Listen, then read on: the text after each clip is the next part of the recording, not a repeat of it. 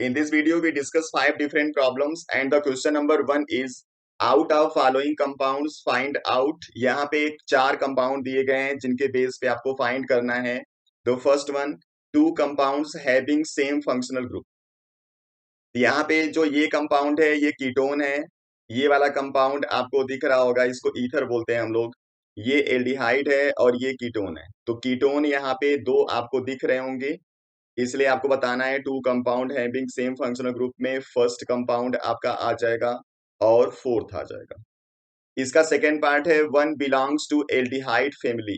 एक कंपाउंड जो aldehyde family का है, तो एल्डिहाइडिक ग्रुप कंटेनिंग आपको थर्ड कंपाउंड दिख रहा है, इसलिए यहाँ पे आंसर लिख देना थर्ड वाला। यहाँ पे फर्स्ट सेकेंड थर्ड ऐसे नहीं लिखना है, इसका फॉर्मूला आपको लिखना पड़ेगा आंसर में। उसके बाद थर्ड पार्ट है 2 कंपाउंड्स शोइंग आइसोमेरिज्म। 2 कंपाउंड जो आइसोमेरिज्म को शो कर रहा है। तो आइसोमेरिज्म में क्या होगा, उसका जो मॉलिक्यूलर फार्मूला है वो सेम होना चाहिए। तो जो सेम मॉलिक्यूलर फार्मूला को फॉलो करेगा उसी को चेक करना है। तो यहाँ पे इसके अंदर कुल 3 कार्बन है, तो 3 कार्बन वाले से आप इसको चेक करो कि फार्मूला सेम है क्या। तो 3 कार्बन वाला ये है। अब इन दोनों को पहले चेक करते हैं। तो जो फर्स्ट वाला कंपाउंड है उसमें है कार्बन 3, हाइड्रोजन देखोगे तो आएगा 6 और एक आएगा ऑक्सीजन। इसका फार्मूला ये है। थर्ड वाले का चेक करते हैं। यहाँ पे भी कार्बन है 3, हाइड्रोजन चेक करोगे तो 3 2 और 1, हाइड्रोजन आएगा 6 और एक यहाँ पे भी ओ आ रहा है। इनका मॉलिक्यूलर फार्मूला सेम है, मतलब फर्स्ट और थर्ड आइसोमेरिज्म शो कर रहा है। ऐसे अब हम चेक कर लेंगे इस सेकंड वाले को और फोर्थ वाले को। तो जो सेकंड वाला है उसमें 4 कार्बन, कार्बन 4। हाइड्रोजन चेक करोगे तो 3 2 5 2 7 और 3 10 आएगा, हाइड्रोजन 10 है और ओ है 1। ऐसे इसमें चेक कर लो, कार्बन है 4, हाइड्रोजन है यहाँ पे 3 2 5 और 3 8 और 1 ओ। ये इस दोनों का मॉलिक्यूलर फार्मूला सेम नहीं है, इसलिए ये आइसोमेरिज्म को शो नहीं कर रहे हैं। इसलिए आइसोमेरिज्म शो करने वाला केवल एक पेयर है जिसमें कंपाउंड आ रहे हैं फर्स्ट और थर्ड। ठीक, अब चलिए क्वेश्चन नंबर 2 पे चलते हैं। Write 3 functions of cell surround the stomata. Stomata को सराउंड करने वाले जो सेल होते हैं उसका 3 फंक्शन बताना है। तो यहाँ पे सबसे पहले हम इसका फिगर देखते हैं। तो इस तरीके से लीफ के ऊपर बहुत सारे स्टोमेटा आपको दिखाई देंगे, जिसमें ये आपका होता है स्टोमेटल पोर, और ये इसको सराउंड करने वाला जो सेल होता है उसको बोलते हैं गार्ड सेल। और गार्ड सेल को सराउंड करने वाले इस तरीके से यहाँ पे बहुत सारे सेल्स प्रेजेंट होते हैं जिनको हम लोग बोलते हैं सब्सिडियरी सेल। तो आपको क्या लगता है कि जब यहाँ पे स्टोमेटा बोला हुआ है तो स्टोमेटा में केवल स्टोमेटल पोर आएगा? बिल्कुल नहीं, स्टोमेटा ये गार्ड सेल और पोर को इंक्लूड करके बोला जाता है। इस स्टोमेटा को सराउंड करने वाला होता है सब्सिडियरी सेल्स। तो यहाँ पे जो हम लोग फंक्शन लिखेंगे वो सब्सिडियरी सेल्स का लिखेंगे। तो सब्सिडियरी सेल्स के 3 सबसे इंपॉर्टेंट फंक्शन क्या है? सबसे पहला फंक्शन इसका है, जो गार्ड सेल है उसके अंदर ये वाटर को बैलेंस करता है। तो balancing of water in guard cell, ये इसका एक फंक्शन हो जाएगा। दूसरा, ये गार्ड सेल को रेगुलेट करता है फॉर द इवेपोरेशन, और ट्रांसपिरेशन की जो रेट होगी उसको ये रेगुलेट करेगा। तो दूसरा हो जाएगा ये। तीसरा होता है, जो गार्ड सेल है उसको प्रोटेक्ट करता है डिफरेंट डिजीज से, मतलब जो भी पैथोजेंस अटैक करते हैं उनको गार्ड सेल तक पहुंचने से रोकता है। और चौथा है, जो गार्ड सेल है उसकी ओपनिंग और क्लोजिंग को रेगुलेट करेगा, क्योंकि इसी के थ्रू जो वाटर होता है वो गार्ड सेल में एंटर करता है या फिर गार्ड सेल से बाहर आता है, जिसकी वजह से उस टोमेटा की ओपनिंग और क्लोजिंग होती है। तो 4 फंक्शन इसके क्या हो गए? वाटर बैलेंस गार्ड सेल के अंदर करेगा, गार्ड सेल के थ्रू जो ट्रांसपिरेशन की रेट है उसको ये मेंटेन करेगा, तीसरा ओपनिंग और क्लोजिंग में हेल्प करता है, और चौथा गार्ड सेल को प्रोटेक्ट करता है डिफरेंट पैथोजन से। ये इसके हो जाएंगे फंक्शंस। चलिए क्वेश्चन नंबर 3 पे चलते हैं। On opening the soda water pH of solution.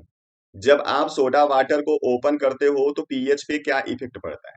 यहाँ पे जो सोडा वाटर होता है उसके अंदर जो CO2 प्रेजेंट होगा, ये वाटर के साथ बाइंड होके चेंज हुआ रहता है H2CO3 मीन्स कार्बोनिक एसिड में।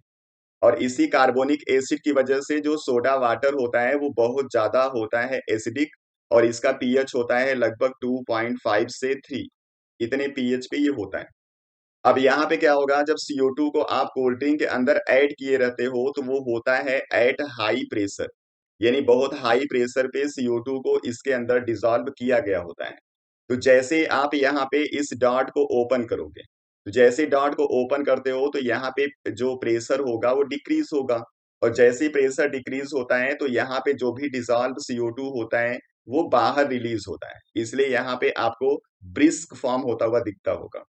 और जब CO2 यहाँ से बाहर निकलेगा तो अब आपने कोल्ड ड्रिंक के अंदर CO2 का अमाउंट कम कर दिया, और जब CO2 का अमाउंट यहाँ पे कम हो जाएगा फिर कार्बोनिक एसिड भी यहाँ पे कम बनेगा, और जब कार्बोनिक एसिड का कंसंट्रेशन कम होगा तो उस कंडीशन में एसिडिटी यहाँ पे डिक्रीज हो जाएगी, और एसिडिटी डिक्रीज होने का मतलब यहाँ पे पीएच इसका क्या होगा, बढ़ जाएगा, इसलिए आपको लिखना है कि यहाँ पे पीएच इसका इंक्रीज हो जाएगा। चलिए question number 4। An electron move due west and enter in magnetic field directed vertically downward. What is direction of force? ये फ्लेमिंग के लेफ्ट हैंड रूल पे बेस्ड प्रॉब्लम है। तो सबसे पहले डायरेक्शन का हिसाब आप समझ लीजिए। जो डायरेक्शन हम लोग यूज करते हैं वो इस तरीके का होता है। अब यहाँ पे कह रहे हैं कि जो इलेक्ट्रॉन है वो मूव कर रहा है ड्यू वेस्ट, यानी ये जो इलेक्ट्रॉन होगा ये वेस्ट की तरफ चल रहा है इस तरीके से। और जब इलेक्ट्रॉन वेस्ट की तरफ चलेगा तो आपको पता है इलेक्ट्रॉन के अपोजिट करंट चलता है, यानी यहाँ पे जो करंट की डायरेक्शन होगा वो होगा ईस्ट की तरफ। तो यहाँ पे करंट ऐसे चल रहा है। अब कह रहा है कि यहाँ पे जो मैग्नेटिक फील्ड है वो कह रहा है डायरेक्टेड वर्टिकली डाउनवर्ड।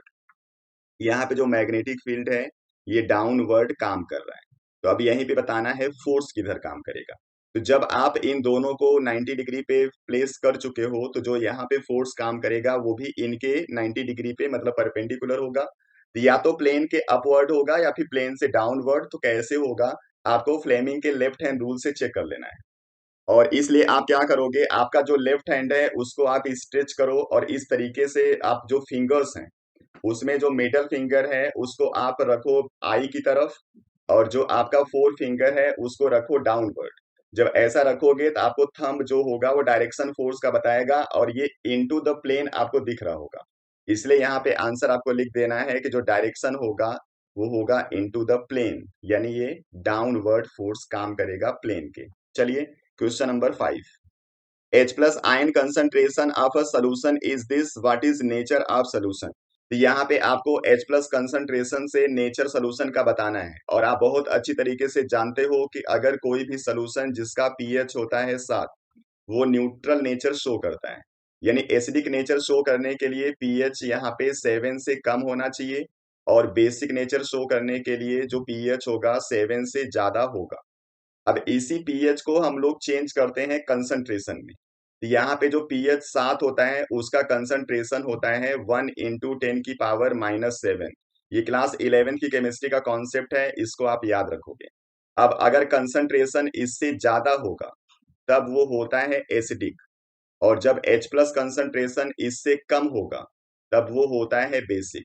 तो आपको चेक कर लेना है इनडायरेक्टली कि जो ये कंसंट्रेशन दिया गया है ये 10⁻⁻7 से ज्यादा है या फिर कम है। ठीक है, तो अब आप जानते हो कि अगर 10 की पावर आप कुछ भी लिखते हो नेगेटिव साइन के साथ, तो जैसे जैसे आप नेगेटिव साइन को बढ़ाते हो वैसे वैसे इसकी जो वैल्यू है वो कम होती जाती है।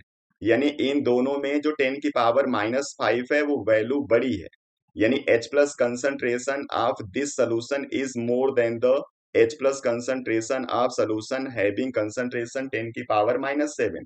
तो जब यहाँ पे इसमें H प्लस कंसंट्रेशन ज्यादा होगा तो फिर इसका नेचर कैसा होगा, एसिडिक। इसलिए आपको लिख देना है कि यहाँ पे जो सोल्यूशन होगा वो एसिडिक नेचर शो करेगा, इसलिए इसका आंसर हो जाएगा एसिडिक। चलिए नेक्स्ट वीडियो में फिर आते हैं दूसरे प्रॉब्लम के साथ। तब तक आप लोग पढ़ते रहिए, अपना ख्याल रखिए। Thank you.